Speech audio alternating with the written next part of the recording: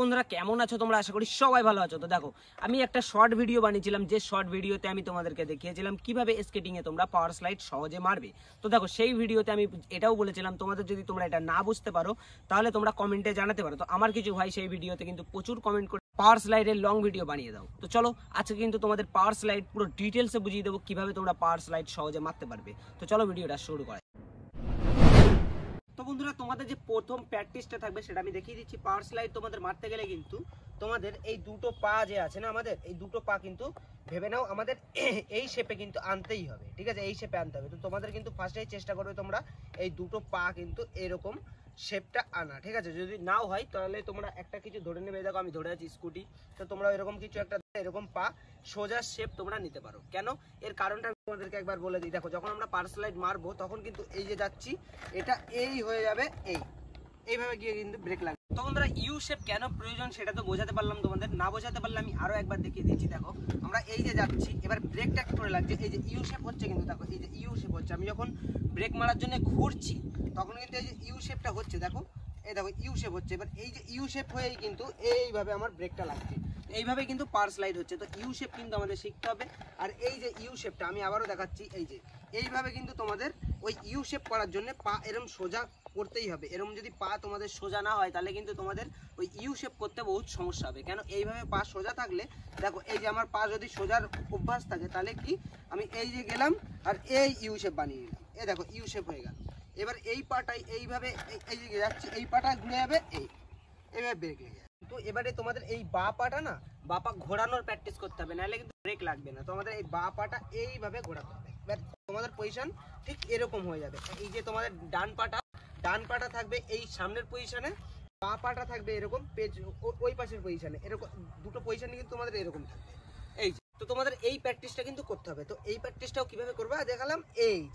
এই যে তোমরা এক জায়গায় দাঁড়ালে, এই যে বা পা মনে রাখবে, বা পাটা এই ঘুরিয়ে নিলে আর এই যে তোমাদের এই পজিশন তৈরি হয়ে গেল এই পজিশন। এবার এই প্র্যাকটিসটাই তোমরা করবে। এই পা কিচ্ছু করবে না, এই পা যেরকম সোজা আছে সেরকমই সোজা থাকবে।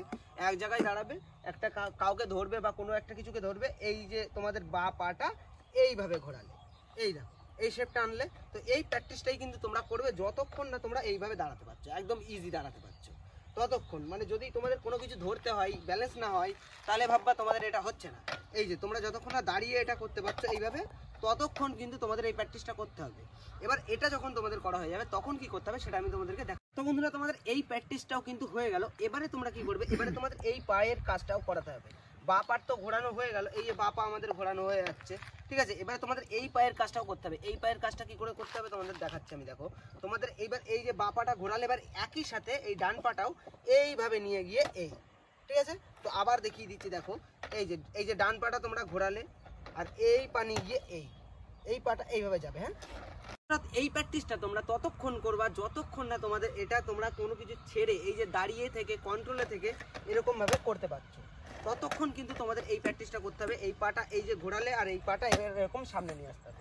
এরকম প্র্যাকটিস করার পরে যখন তোমরা এতে কমফর্টেবল হয়ে যাবে তখন কি করবে, দেখো তখন তোমরা এরকম এক জায়গায় দাঁড়িয়ে লাফ মেরে চেষ্টা করবে এরকম পজিশনে আসার। যখনই তোমরা এই প্র্যাকটিসটা করতে পারবে, আমি আরো একবার দেখাই। এই দেখো এক জায়গায় দাঁড়িয়েছো, এবার এই যে পাটা ঘোরানোর যে প্র্যাকটিসটা এতক্ষণ করেছিলে সেই প্র্যাকটিসটাই এবার তোমাদের কাজে দেবে। এইভাবে ঘুরিয়ে এই যে জাম্প মেরে, ঠিক আছে? তো প্রথমে তোমাদের এই জাম্প মেরেই ব্রেকটা লাগাতে হবে, নাহলে তোমাদের পড়ার ভয়টা বেশি থাকবে। তো বন্ধুরা এই জাম্প মেরে ব্রেক লাগানোটা এটা কিন্তু তোমরা একটা প্র্যাকটিস করবা। কেন?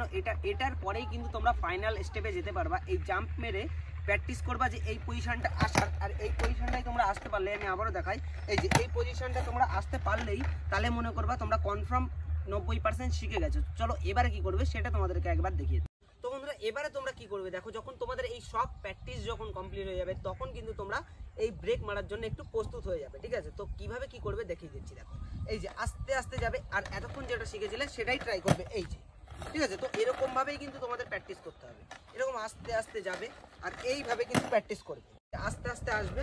আর যে প্র্যাকটিসটা এতক্ষণ ওইখানে আমি তোমাদেরকে দেখাচ্ছিলাম সেই প্র্যাকটিসটাই কিন্তু এবারে আমরা একটু রানিং এসে করছি টোটালটা।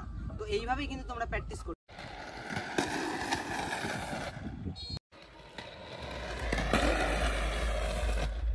তো বন্ধুরা এইভাবেই কিন্তু তোমরা প্র্যাকটিস করলে এটা তোমরা আরামসে শিখে যাবে। ভিডিওটা যদি তোমাদের কাছে ভালো লাগে তাহলে কিন্তু অবশ্যই একটা লাইক করে দিও। চ্যানেলে যদি নতুন হয়ে থাকো তাহলে কিন্তু অবশ্যই চ্যানেলটাকে সাবস্ক্রাইব করে দিও। আর নেক্সট তোমরা কোন ধরনের ভিডিও দেখতে চাও সেটা কিন্তু অবশ্যই কমেন্টে জানিয়ে দিয়ে যেও। আর এটা তোমরা ভালোভাবে বুঝতে পেরেছো কি, এই ব্রেকটা তোমাদেরকে আমি ভালোভাবে বোঝাতে পারলাম কি, এটাও তোমরা কমেন্টে জানিও। তো আজকের মতো এটুকুই, দেখা হবে আবার অন্য কোনো ভিডিওর সাথে। ততক্ষণের জন্য টাটা।